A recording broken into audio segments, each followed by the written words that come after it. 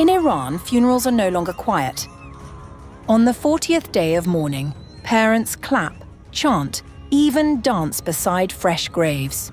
Not martyrs, they say, Made, but names that will be eternal. When grief turns into defiance, what happens to a state built on controlling it?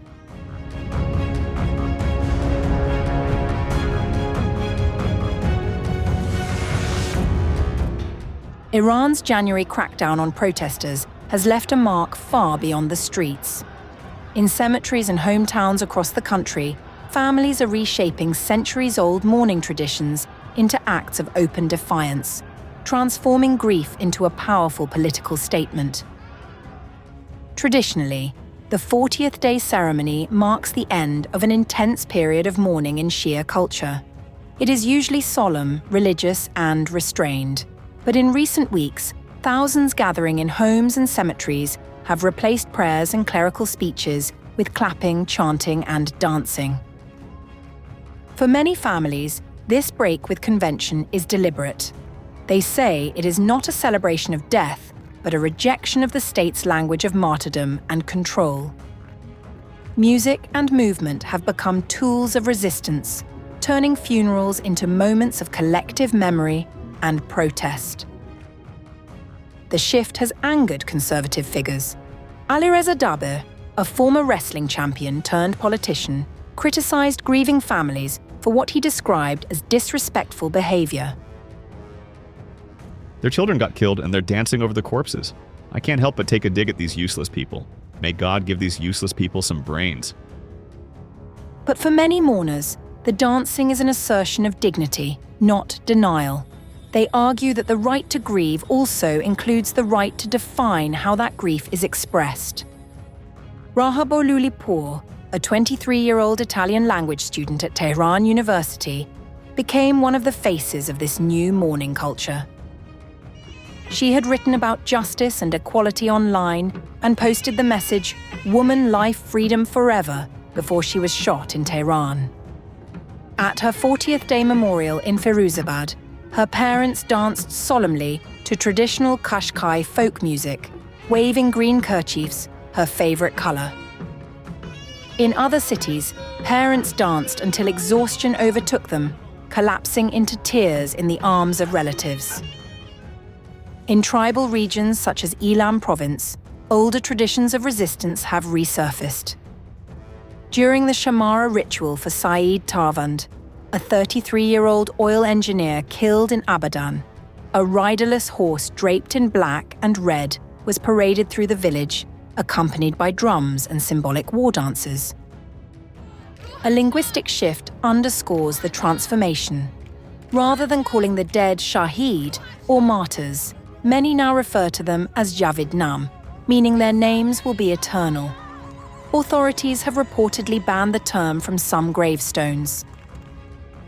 Mohammad Javad Akbarin, a dissident Islamic scholar living in exile, sees these gatherings as a deeper rupture. Instead of religious lamentations, it sings songs. Instead of religion, it speaks of the homeland. And it describes its beloved not as shahid, but as one whose name will be eternal. For many Iranians, the 40th day is no longer simply about mourning the dead. It has become a declaration that grief itself can be an act of resistance.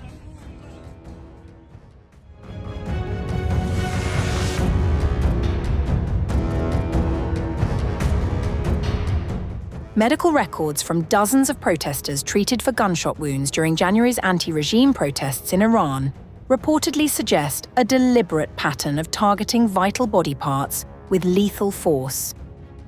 An investigation report by The Guardian reveals evidence of what experts describe as deliberate targeting of vital body parts during Iran's January anti-regime protests. In a joint investigation with Persian fact-checking platform Faknameh, The Guardian reviewed 75 X-rays and CT scans from a single hospital in a major Iranian city. The medical files, independently assessed by radiologists, trauma specialists, and ballistics experts, show protesters struck in the face, chest, and groin with steel-coated birdshot pellets and full metal jacket rounds consistent with military-grade weapons.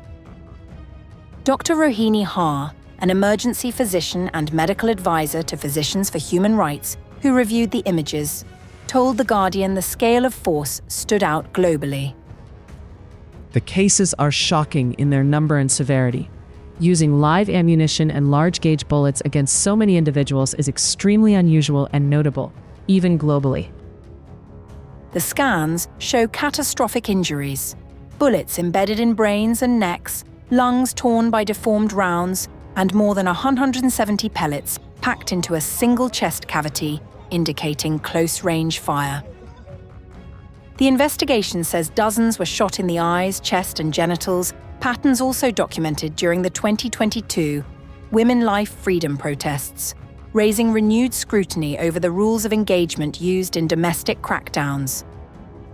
Another doctor inside Iran, whose identity and medical credentials were verified by The Guardian, says AK-47s and pistols were used on different body parts of the protesters. They came in with gunshots and also pellets in different locations on the body. To the chest, the abdomen, limbs, genitals, basically the entire body. Live ammunition wounds from pistols, AK-47s. One Iranian medic whose identity was withheld for security reasons told the paper the injury patterns were not random. These injuries commonly involve penetrating eye trauma, globe rupture, severe intraocular bleeding, retinal damage, and permanent vision loss. The pattern of injuries strongly suggests an intent to cause permanent disability rather than unintended harm, and is difficult to reconcile with random gunfire in chaotic environments, and instead points toward deliberate targeting of vital and symbolically significant body parts. Among the older people was a grandmother in her mid-60s, brought in by her family.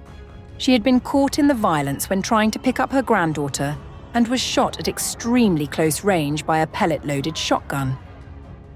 Pellet had spread all across her body. Staff made 2 CPR attempts, but the woman died. I am still trying to cope with it.